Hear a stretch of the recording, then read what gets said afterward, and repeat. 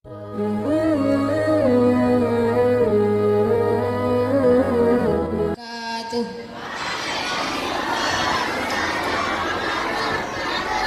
itu ada beberapa yang salah dalam acara ini dan menyalahi tuntunan majelis Rasulullah SAW.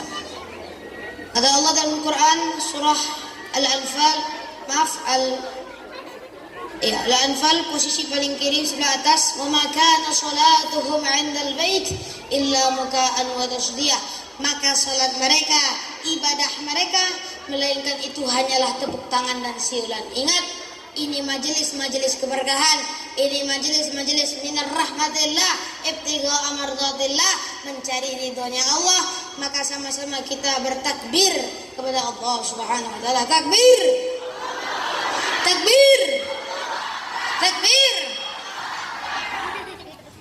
Wa qala Allah Ta'ala fi kitabihil karim, A'udzu billahi minasy syaithanir rajim.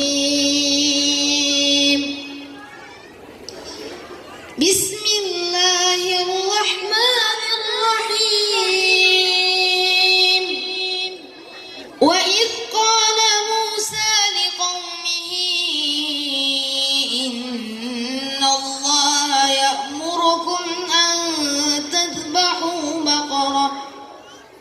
قالوا أتتخذنا هزوا قال أعوذ بالله أن أكون من الجاهلين قالوا ادع لنا ربك يبين لنا ما هي قال إنه يقول إنها بقرة لا فارض ولا بكر عوان بين ذلك فافعلوا ما تؤمرون قالوا ادع لنا ربك يبين لنا ما لونها قال إنه يقول إنها بقرة صفراء فاقع لونها تسر الناظر. Agar anaknya nanti bisa hafal Quran. Mau dengar cerita? Mau? Pada zaman dahulu ya enggak gitu juga.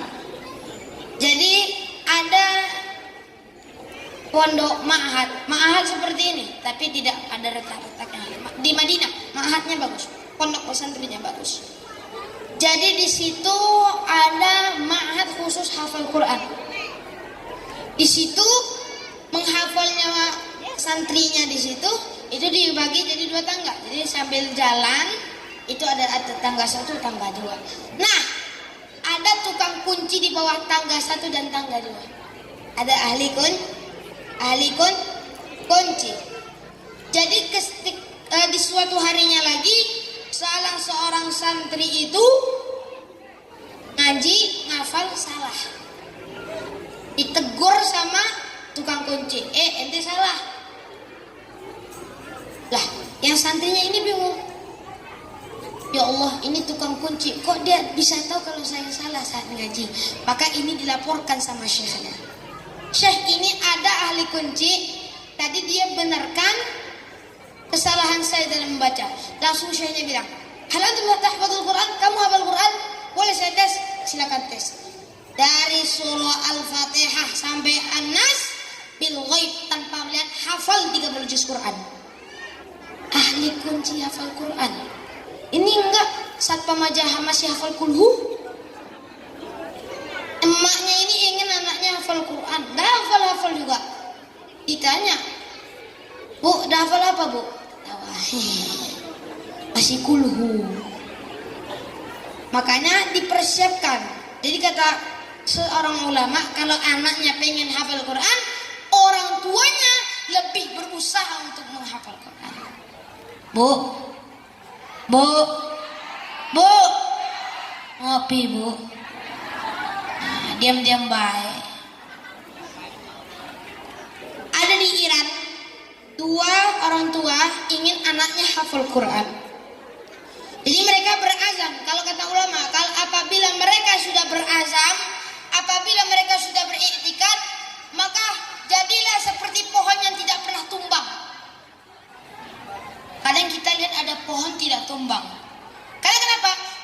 dirawat, sering disiram. Maka seperti itulah iktikad kita, azam kita harus seperti itu. Nih, andai kata nih, misalnya ada ibu di antara hadirin sini ingin hafal Quran. Maka apa? Berazam dari hati terlebih dahulu. Berazam, beriktikad agar pengen hafal Quran 30 juz lengkap. Di sebuah kota di Indonesia ada orang tua dia hafal Quran 30 juz. Dan punya anak juga hafal, ada yang 20, ada yang 10, ada 25. Mereka tuh fastabiqul khairat, berlomba-lomba dalam kebaikan. Maka seperti itulah azam dan i'tikadnya. Hadirin hadirat yang dirahmati Allah Subhanahu wa taala. Nah, sambungan yang tadi itu mereka punya anak lahir. Anaknya ini di umur balita hafal Quran 30 juz lengkap sekaligus nomor halaman, nomor juz, nomor ayat hafal. Itu karena kenapa? Didikan orang tuanya. Nih, mak ada ngasih handphone ke anaknya, mak? Ada, mak? Jangan ada dusta di antara kita, mak. Jujur aja, mak. Iya ada, mak. Nah, ada kan? Baru dikasih tahu kan? Maka kalau emak sudah ngasih handphone ke anak bagaikan mengasih pisau ke anak. Karena kenapa? Handphone itu bisa malah yanfa wala yadur, bisa jadi manfaat, bisa jadi mudarat. Manfaatnya apa? Bisa lihat streaming ceramah, bisa baca Quran di situ. Andai kata kita bosan lihat Quran yang real, yang nyata, yang asli, kita bisa jadikan HP itu manfaat. Kenapa? Melihat Al-Quran Karim. Bisa jadi malah yanfa wala yadur, bisa jadi mudarat, bisa jadi tidak manfaat. Kenapa? Karena tidak pernah membuka Quran sama sekali, karena tidak pernah melihat Al-Quran sama sekali. Itulah yang menyebab HP itu tidak jadi manfaat. Para hadirin wal hadirah, ma'asyiral muslimin, dicintai oleh Allah Subhanahu wa taala. Alhamdulillah, biberkatillah Subhanahu wa taala, dengan berkahnya Allah Subhanahu wa taala turunkan hujan ke sini. Maka Allahumma shayban nafi'an, Allahumma shayban nafi'an, Allahumma shayban nafi'an. Jadikan hujan yang Allah turunkan ini hujan yang baik. Amin. Amin. Amin. Nah gitu dong dari tadi. Udah disuruh dari tadi tidur. Nah ini nih, setiap ketemu sama yang ceramah selalu masyaallah muslimin yang dicintai, menikmati tidur yang cantik. Maka ini perlu keseriusan dalam mendengar. Sekarang ini banyak ada aplikasi tik, malah sampai dari muda yang tua main tik. Nah itu tik. Mama di Lombok ini ada main TikTok. Ada. Sempat viral. Enggak viral. Makanya kalau menjadi orang yang viral adalah cukup kita melakukan amal ibadah, itu sudah cukup viral sama Allah. Mau viral di hadapan Allah, mau viral di hadapan Allah apa di hadapan manusia? Depan Allah daripada depan manusia. Kalau gini, kita punya prinsip sama-sama. Walaupun kita tidak viral di hadapan manusia, tapi kita bisa lebih viral di hadapan Allah. Ingin viral di hadapan Allah, ingin terkenal sama Allah, ingat selalu membaca Al-Quran, selalu menghafal Quran. Para ibu-ibu yang di rumah pantau anaknya di rumah. Semalam dia pergi sama siapa? Semalam dia pergi sama siapa, naik apa? Dengan apa? Duitnya dari mana? Itu orang tuanya yang perlu ngawas. Dan orang tua sekarang ini hadirin hadirat, al-an akhir zaman. Sekarang ini adalah akhir zaman. Dengan cara apa kita bisa menghindari fitnah akhir zaman? Caranya adalah dengan memperbanyak tilawatil Qur'an. Dengan memperbanyak baca Qur'an. Mak, jangan jadikan Quran pajangan di rumah. ada sebuah video yang menyatakan kalau dia Al-Quran itu bisa berbicara, cuman kitanya nggak dengar. Kalau istilah orang Jakarta, lu budek. Telinga kita nggak dengar. Al-Quran itu berbicara. Kenapa engkau meninggalkanku? Kenapa engkau tidak pernah menyentuhku sama sekali? Al-Quran akan berbicara. Al-Quran akan lebih baper daripada pemuda yang ditinggal oleh pacarnya. Ini adalah sebuah fakta dan realita. Ini tidak bohong. Ini fakta. Ada apa? Al-Quran lebih nangis. Cuma telinga kita aja yang budek. Telinga kita aja yang peka.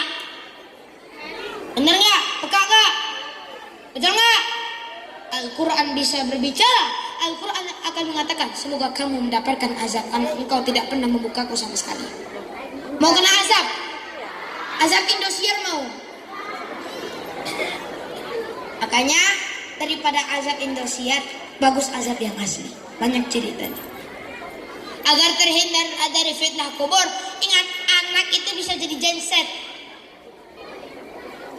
Gensetnya itu adalah dia sering menghafal Quran, dia sering membaca Quran, maka anaknya itu akan jadi genset di kubur. Kalau di kubur sudah gelap, tidak ada lagi cahaya, tidak ada lagi lampu, flash handphone apalagi. Yang megang handphone nih, nggak ada flash handphone. Silakan matikan flash. Tidak ada flash handphone, tidak ada cahaya. Maka siapa jadi cahayanya? Uban dan Al-Quran akan jadi genset. Itu Quran itu akan jadi genset. Anaknya, andai kata anaknya S1, S2, S3, S3, maka itu tidak berguna di hadapan Allah. Ingat, apa yang ditanya Allah? Man rabbuka? Siapa Tuhanmu? Wa man nabiyyuka? Siapa nabi? Wa ma kitabuk? Apa kitabmu? Wa ma qiblatuk? Apa kiblatmu? Maka itu, andai kan ditanya berapa IP-mu? Berapa pangkatmu? Mohon maaf Pak Polisi, tersindir pangkatnya nanti Pak. Mohon maaf. Berapa mayormu? Tidak akan pernah ditanya. Sampai akhirat pun tidak akan pernah ditanya sama sekali. Gak percaya? Silakan lihat kitab-kitab sirah. Ada nggak ditanya berapa IP-mu lah, berapa nilaimu lah? Tidak akan pernah ditanya. Akan tetapi amal ibadah kita, qiraah Quran kita, bacaan Quran kita, itu yang akan dites. Hadirin hadirat, ma'asyiral muslimin yang dicintai oleh Allah Subhanahu wa ta'ala. Jadi inti dari tausiah Al-Fakir ini, Rashid ini adalah untuk selalu memperbanyak baca Al-Quran. Andai kata nih anaknya masuk pesantren, andai kata, jangan bilang pesantren itu kampungan. Justru anaknya masuk pesantren, keluar dari pesantren, selamat dunia akhirat. Mau selamat dunia akhirat? Mau?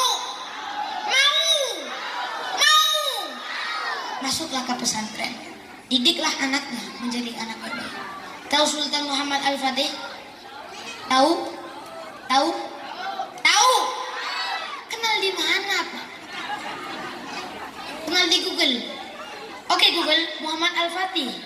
Jadi gini, Muhammad Al-Fatih itu umurnya sangat terlalu muda dan sayangnya beliau sudah menikah. Ya, ini untuk ibu-ibu yang nyari mantu buat Al-Fatih ini juga. Muhammad Al-Fatih ini orangnya taat ibadah, hafal Quran 30 juz, sama umurnya dengan Imam Syafi'i, umur 7 tahun hafal Quran. Nah, sekarang andai kata nih, ibu-ibu, bapak-bapak waktu umur 7 tahun ngapain? Main gundu, main sepeda, main apa tuh? Tahu lah, efek sudah lahir di kota ya begitulah. Tahu lah. Maka dengan itu, sedangkan bapak ibu umur 7 tahun aja main, ingat salafus soleh, ulama-ulama mereka semua ulama-ulama, khalifah-khalifah, mereka umur 7 tahunnya menghabiskan waktunya hanya untuk ibadah. Ada seseorang ulama yang baca Qurannya tak putus. Ada ulama namanya Imam Abdullah Alawil Haddad. Imam ini waktu usia tamyiz, membedakan mana hak mana batin, itu sholat sunnahnya tidak lebih dari 200 rakaat. Waktu usia balik sampai beliau wafat, itu sholat sunnahnya tidak lebih dari 300 rakaat. Itu ciri-ciri ulama zaman dulu. Ciri-ciri anak-anak soleh zaman dulu. Sekarang apa ciri-ciri anak soleh? Dibawa ke masjid, main HP, main TikTok. Maka hindarkan semua. Perbanyaklah baca Quran, perbanyaklah ajak anaknya ke masjid.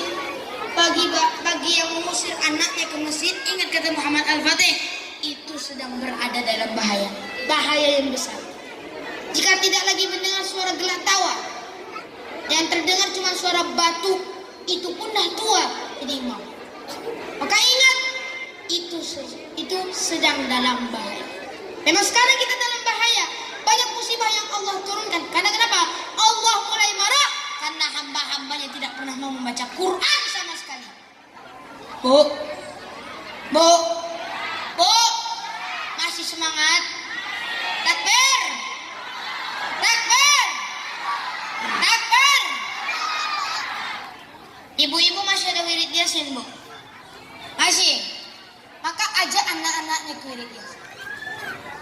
Kalau anaknya mau solehah, anaknya mau soleh, ajak anaknya ke tempat-tempat yang baik. Ajak anak-anaknya ke tempat pengajian. Jangan diusir. Jangan biarkan mereka asing dengan Quran dan masjid. Dan mereka kenal dengan Ballighu anni walau ayah. Sampaikan kebenaran walau satu ayat. Syekh Rashid Production.